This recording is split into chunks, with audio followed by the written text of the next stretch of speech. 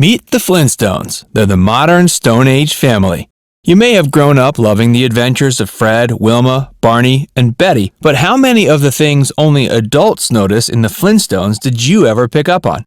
The show was a pop culture sensation in the 60s when it first aired, and the franchise has spawned spin-offs, movies, merchandise, and more. With relatable characters and storylines, the show has entertained millions the world over. Every year, through reruns of the show's 6 seasons, a new generation of children meet the Flintstones for the first time. And just like when you were a kid, they fall in love with these funny and lovable characters. However, if you take a look back at the show through the eyes of an adult, you'll notice a lot of stuff you didn't pick up on when you were a kid. You'll find a world full of complex and often dark, problematic issues. In this video, we'll take a deep dive into some of the things you may have missed in the Flintstones when you were young. The Flintstones was based on the Honeymooners. If you're old enough to remember it, or you're a fan of 1950s television, you may have picked up on the fact that the Flintstones is remarkably similar to a popular comedy series called The Honeymooners. This early American sitcom ran from 1955 and featured a heavy-set lead character who was underemployed, lazy, loud, and boorish. Sound familiar? Fred Flintstone was clearly based on Ralph Cramden from The Honeymooners.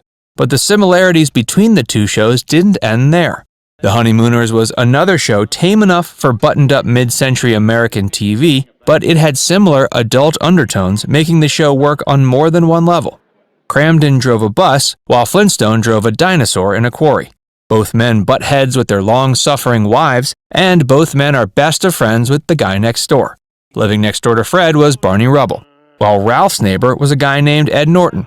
The two sounded exactly the same. Both shows see their lead couple threaten each other with physical violence. "One of these days, Alice, boom, straight to the moon," Ralph would say. "Bang, soon! I'm going to the moon!" We'd also see Fred threaten Wilma in a similar way. And while we never saw Fred hit Wilma, we'd often see Wilma hit Fred if he did something she didn't like. The animals were the mod cons. One of the most amusing conventions of the Flintstones was that the animals and other Stone Age creatures all served a purpose to fulfill the many household tasks that modern appliances might do. For instance, the elephant with a trunk full of water was used as a garden hose, the rabbit's ears used as TV antenna, and a swordfish worked as a kitchen knife. Sometimes we'd see the animal breaking the fourth wall and talking directly to the audience, usually about the cruel nature of the work they're forced to do. Think of the alarm whistle in Fred's workplace, the bird who has its tail yanked. It would seem animal cruelty ran deep in the Flintstones. While kids may giggle at some of the most ingenious ways animals were used on the show, adults will possibly be left questioning the morality of a society that uses beasts of burden in this manner. The show tackled issues of infertility. Despite the fact there are aspects of the show which may seem like they belong in the Stone Age, there were progressive elements. It may seem normal for kids these days to see people talking about major life issues in shows, but back in the 60s, this was something revolutionary. One issue that the cartoon tackled was Barney and Betty Rubble's inability to naturally conceive a child like the Flintstones. In February 1963, Wilma gave birth to Pebbles on the show. After this, the Rubbles spent a lot of time around the new baby and really wanted one for themselves. Since they can't seem to have a child for themselves, they end up wishing on a falling star. The following day, their wish had seemingly been answered. They find that Bam Bam, a very strong baby, has been left on their door in a basket. Then the couple has to deal with all the complexity of having to legally adopt the child.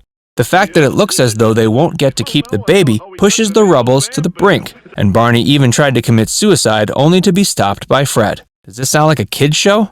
Hey, if you're enjoying this video so far, be sure to give it a like and subscribe to Factsverse, and stick around for more fun facts about the Flintstones.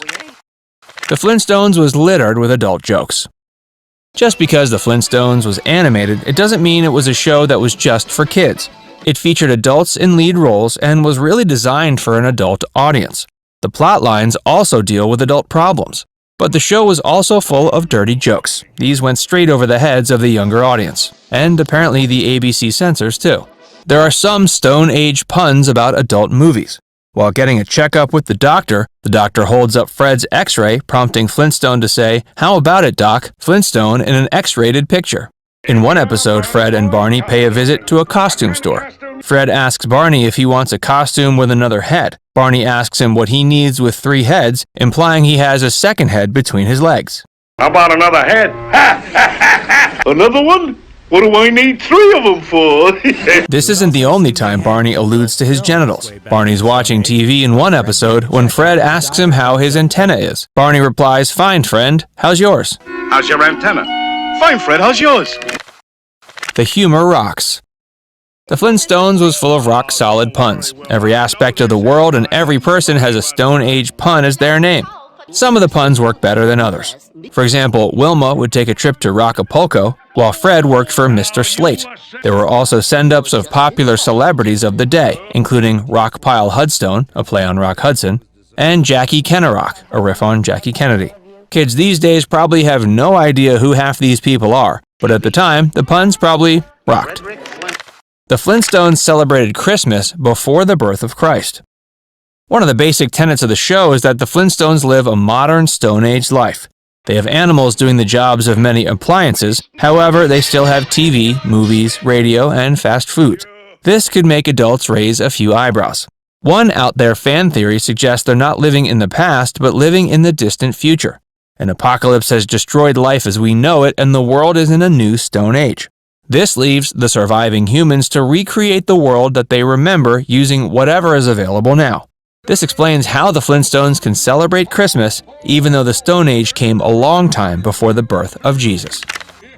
Dino and Juliet.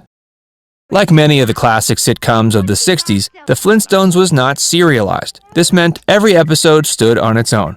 Whatever situation Fred, Wilma, Barney, and Betty found themselves in, the resolution would always see them back to square one.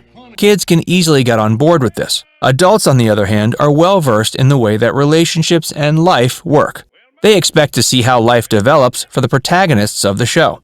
For example, they may want to know what happens after the events of the episode Dino and Juliet.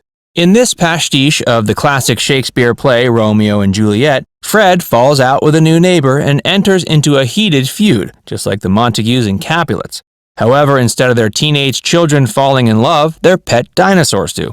Dino instantly falls head over tail for Juliet, a dinosaur that looks a lot like Dino, only smaller. Dino and Juliet sneak off together and do what dinosaurs who love each other very much do. And this results in lots of baby dinosaurs being born. But once the episode ends, we never see Juliet or the babies again. Is Dino an absentee